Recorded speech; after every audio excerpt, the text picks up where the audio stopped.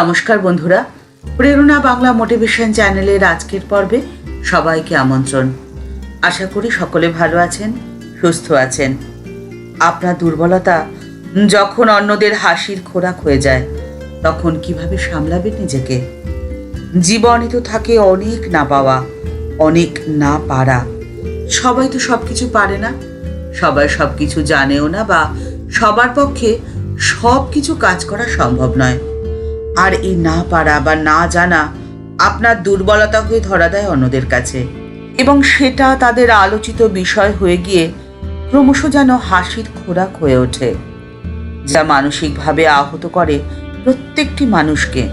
আর মানসিকভাবে যখন কেউ আহত হয়, তখন যে কোনো কাজে সে তার 100% দিতে পারে না এবং ক্রমশ আত্মবিশ্বাস হারিয়ে ফেলে। আর যখন কোনো মানুষ আত্মবিশ্বাস হারিয়ে ফেলবে, তখন ধীরে ধীরে অন্ধকারে তলিয়ে যাবে সে। তাই এই পরিস্থিতি থেকে নিজেকে বের করে আনতেই হবে। আর এর রয়েছে মাত্র 3টি উপায়। সেই উপায়ের কথাই আজকের পর্বে আপনাদের সাথে শেয়ার করে নিলাম। প্রথম, আপনি হয়তো অনেক কিছুই না পারতে পারেন, অনেক কিছুই না জানতে পারেন, কিন্তু আপনি জানবেন যারা আপনাকে নিয়ে হাসি মশকরা করছে, আপনাকে নিয়ে তুচ্ছ তাচ্ছিল্য করছে, বা আপনি যাদের কাছে হাসির খোরাক হয়ে গেছেন, তাদের ঈর্ষার কারণ আপনি। আপনার মধ্যে এমন কিছু শক্তি রয়েছে যে শক্তি তাদের ঈর্ষার কারণ। সেই শক্তির কথা হয়তো আপনি নিজেই জানেন না। সেই শক্তিকে আপনাকে খুঁজে বার করতে হবে। এই কথাটি সবসময় মনে রাখবেন, সৃষ্টিকর্তার সৃষ্ট প্রত্যেকটি ক্ষুদ্রাতি ক্ষুদ্র সৃষ্টিও অতুলনীয়। প্রত্যেকের রয়েছে নিজস্ব বৈশিষ্ট্য, নিজস্ব গুণাবলী। অনাদরে অবহেলায় বেড়ে ওঠা জঙ্গলের ফুলের দিকে তাকিয়ে দেখবেন, সেই ফুলের সৌন্দর্য অতুলনীয়। তাই আপনাকে প্রথমে আগে এটা জানতে হবে যে আপনার মধ্যে যে শক্তি রয়েছে, আপনার মধ্যে যে গুণাবলী রয়েছে, তাও অতুলনীয়, এবং আপনাকেই সেই শক্তিকে খুঁজে বার করতে হবে। আর ক্রমশ পরিশ্রমের মধ্যে দিয়ে সেই শক্তির বিকাশ আপনাকেই যে ঘটাতে হবে। তাহলেই তো আপনি হয়ে উঠবেন অনন্য সাধারণ একজন মানুষ, এবং তাদের উচিত জবাব দেবেন খুব সহজেই।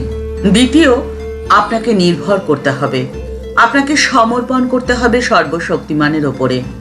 আপনি যদি নির্ভর করেন, আপনি যদি সমর্পণ করেন, তবে তিনি আপনাকে চিনিয়ে দেবেন আপনার ভেতরকার শক্তি। ঠাকুর বলেছিলেন, শরণাগতি হলে নিজের ইচ্ছে, নিজের অধিকার বলে আর কিছুই থাকে না, সবই তাঁর হয়ে যায়। শ্রীকৃষ্ণের ঠোঁটে সবসময় বাঁশিকে থাকতে দেখে গোপীদের বাঁশির ওপরে তো খুব রাগ। ওই বাঁশির জন্যই কৃষ্ণ তাদের দিকে মন দেন না, এটাই তাদের ধারণা। সেই জন্য সকলে মিলে স্থির করেছিলেন বাঁশিটিকে কোনোভাবে চুরি করে ওকে ভেঙে ফেলতে হবে, যাতে আর কোনোদিন বাঁশিটিকে কৃষ্ণ ব্যবহার করতে না পারেন। কিন্তু চুরি করবেন কিভাবে? কৃষ্ণ যে সবসময় বাঁশিটিকে তার ঠোঁটে ধরে থাকে।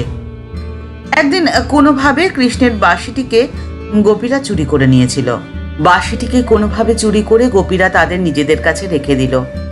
নিজেদের কাছে নিয়ে প্রশ্ন করলো বাঁশিকে, আচ্ছা বলো তো, তোমার মধ্যে এমন কি গুণ আছে যে তুমি সব সময় কৃষ্ণের হাতে থাকো আর তার ঠোঁট স্পর্শ করে থাকো? তোমার জন্যই তো আমাদের দিকে কৃষ্ণ মন দেন না। তখন বাঁশি উত্তর দিল, গুণের কথা কি বলছো তোমরা? আমার তো নিজের কোনো অস্তিত্বই নেই, কারণ আমার ভেতরে যে শ্বাস ছিল তা তো বের করে ফেলা হয়েছে। ফলে আমার নিজের আর কোনো সত্তাই নেই এখন। আমার গোটা শরীরটাই তো ফাঁপা। আমার যা কিছু সবই যে তাঁর। কানাইয়ার সুর, কানাইয়ার তান, কানাইয়ার সুর, কানাইয়ার তানই আমার তান। আমার মধ্যে দিয়ে তোমরা যে তান শোনো, যে সুর শোনো, তা তো আমার নয়, সবই তো তাঁর। তিনি যেভাবে আমাকে বাজান, আমি সেভাবেই বাজি। আমার সর্বস্ব, আমার সব কিছু তাঁকে অর্পণ করে আমি এখন নিশ্চিন্ত। আমি তো যন্ত্র মাত্র, তিনি আমাকে বাজান আর আমি বাজি। তিনি যন্ত্রী, আমি যন্ত্র। অহং শূন্য সমর্পণের এই সুন্দর গল্পটি বলেছিলেন স্বামী পূর্ণাত্মানন্দজি মহারাজ। আর সেজন্যই অহং শূন্য সমর্পণের মধ্যে দিয়েই আপনার মধ্যে সমস্ত দুর্বলতা কেটে যাবে। আপনি হয়ে উঠবেন একজন শক্তিশালী মানুষ। তৃতীয়, আপনি সময় বা কালের উপরে সমস্ত ভার অর্পণ করে নিশ্চিন্ত হয়ে আপনার নির্দিষ্ট কর্মে আপনি মনোনিবেশ করুন। স্বামীজি বলছেন, কাল তো আত্মার মধ্যেই অবস্থিত। যখন আত্মার শক্তি মনের ওপরে প্রতিফলিত হয় আর মন চিন্তা করে, তখনই তো হয় কালের উৎপত্তি। 1896 সালের 22শে অক্টোবর লন্ডনে ঠাকুরের বলা একটি গল্প বলেছিলেন স্বামীজি। গল্পটি ঠিক এরকম। একবার নারদ শ্রীকৃষ্ণের কাছে তার মায়া কিরকম তা জানতে চান। এর কিছুদিন পরে একদিন শ্রীকৃষ্ণ এবং নারদ হেঁটে এক নির্জন প্রদেশে যাচ্ছিলেন। হঠাৎ শ্রীকৃষ্ণের খুব তৃষ্ণা বোধ হলো এবং তারই অনুরোধে নারদ তার জন্যে জলের সন্ধানে বের হলেন। খুঁজতে খুঁজতে নিকটবর্তী এক গ্রামে পৌঁছে তিনি এক গৃহস্থ বাড়ির দরজায় কড়া নাড়লে দরজাটি খুলল এক পরমা সুন্দরী কন্যা। তাকে দেখে নারদ জলের কথা ভুলেই গেলেন, তার সঙ্গে আলাপ জুড়ে দিলেন। মেয়েটিকে নারদের এতটাই পছন্দ হলো যে সে তার পিতার কাছে পানি প্রার্থনা করলেন আর তাকে বিয়ে করে সেখানেই বাস করতে লাগলেন। তাদের কয়েকটি সন্ততিও হলো। সময় বেশ কিছুদিন পার হয়ে গেল। একদিন মেয়েটির পিতার মৃত্যু হলে নারদ শ্বশুরের সমস্ত সম্পত্তির উত্তরাধিকারী হয়ে পুত্র কন্যা নিয়ে সুখে সংসার করতে লাগলেন। এভাবে 12টা বছর অতিক্রান্ত হওয়ার পরে একদিন সেখানে প্রবল বন্যা এলো এবং বাড়ি ঘর দোর সব ভেসে গেল।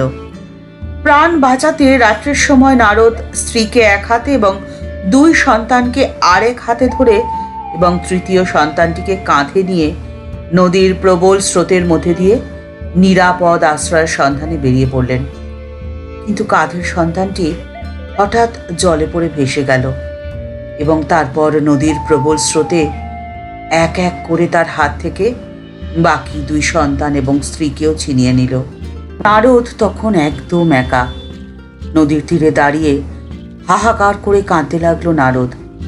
ঠিক এমন সময় পেছন থেকে পিঠে মৃদু আঘাত করে কে একজন জিজ্ঞাসা করলো, কি হলো নারদ, তুমি এখনো জল পাওনি? আমি তো আধা ঘন্টা ধরে তোমার জন্যেই অপেক্ষা করছি। নারদ পেছন ফিরে শ্রীকৃষ্ণকে দেখে বিস্মিত হয়ে গেলেন। আধা ঘন্টা? তার মনের জগতে তো 12টা বছর কেটে গেছে এবং 12 বছরে কত কি ঘটনা ঘটে গেছে। স্বামীজি বলছেন, এটাই হলো মায়া, ঈশ্বরের মোহিনী শক্তি। সময় যে কখন আপনার জীবনের পথ সম্পূর্ণ পরিবর্তন করে দেবেন আপনি তা কল্পনাও করতে পারবেন না। তাই সময়ের উপরে সম্পূর্ণ ভার ছেড়ে দিয়ে আপনি আপনার কর্মে মন দিন। আপনার জীবন হয়ে উঠবে পরিপূর্ণ, সম্পূর্ণ। ঠাকুর মা ও স্বামীজির চরণে প্রণাম জানিয়ে আজকের পর্ব এই পর্যন্তই। দেখা হচ্ছে পরের পর্বে। ভিডিওটি যদি ভালো লেগে থাকে তাহলে তা শেয়ার করার অনুরোধ করছি। আর এই চ্যানেলটি ভালোবেসে যারা এই চ্যানেলটিকে আপন করে নিয়েছেন তাদের জানাই ভালোবাসা, শ্রদ্ধা ও প্রণাম। যারা এখনো এই চ্যানেলটি সাবস্ক্রাইব করেননি তাদের কাছে বিনীত অনুরোধ রইল চ্যানেলটি সাবস্ক্রাইব করে বেল বাটনটা ক্লিক করে দিয়ে অল বাটনটিতে ক্লিক করে দেওয়ার জন্যে। তাহলে এই চ্যানেলে এই ভিডিও আপলোড হওয়ার সাথে সাথেই আপনার কাছে নোটিফিকেশন চলে যাবে। সবাই ভালো থাকবেন, সুস্থ থাকবেন। নমস্কার।